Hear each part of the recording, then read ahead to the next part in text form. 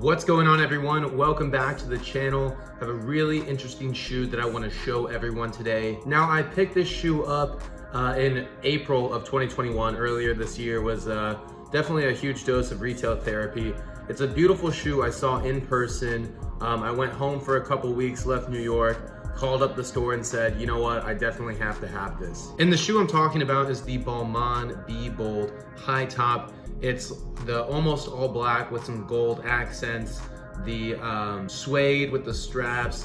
They just look super, super cool. I tried them on in store. I think I even posted a couple of photos to Instagram. And one of the sales tactics that the associates used with me, which I totally bought into, was that the US market only had two per size of this specific colorway and silhouette. So this silhouette originally came out in 2020.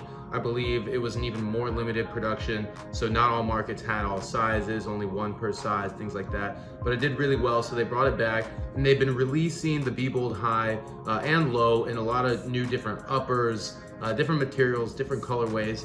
This was just the one that caught my attention most when I saw it. So if you look at the shoe, it has a foam midsole, the gold accent. Obviously the straps stick out. And then it has that suede sort of upper material. I think in a couple others, they have a more technical material. There's like an off-white, white colorway that jumps out to me that I went in the store and looked at. Very, very cool. And then also this very, very chunky outsole. It's rubber on the bottom. And you know, it's not as weird to walk in as you would think. But the one thing you have to keep in mind when wearing these shoes is that it does add like an inch to the back of your foot. So if you look closely, there's actually sort of a scuff on one of the shoes, because when you're going down stairs, like concrete stairs at a restaurant or outside or crossing the street in the city, I actually scuffed it just like on a stair. You could do the same thing on a curb of the street, because I'm just not quite used to having that extra inch at the back of my foot. So that's the one thing you really got to keep in mind when walking in these. Now, in terms of comfort, you know, these are pretty comfortable shoes. Like, it definitely feels nice to slip these onto your feet. It has a calf like insole, so it's just like a smooth leather insole, kind of like a dress shoe insole. It has I'd say very good shock absorption, similar to the Visvim Cristo. You know, it's kind of like a hard insole, you know, a hard rubber outsole. And you can see my review of the Visvim Cristo also on my channel.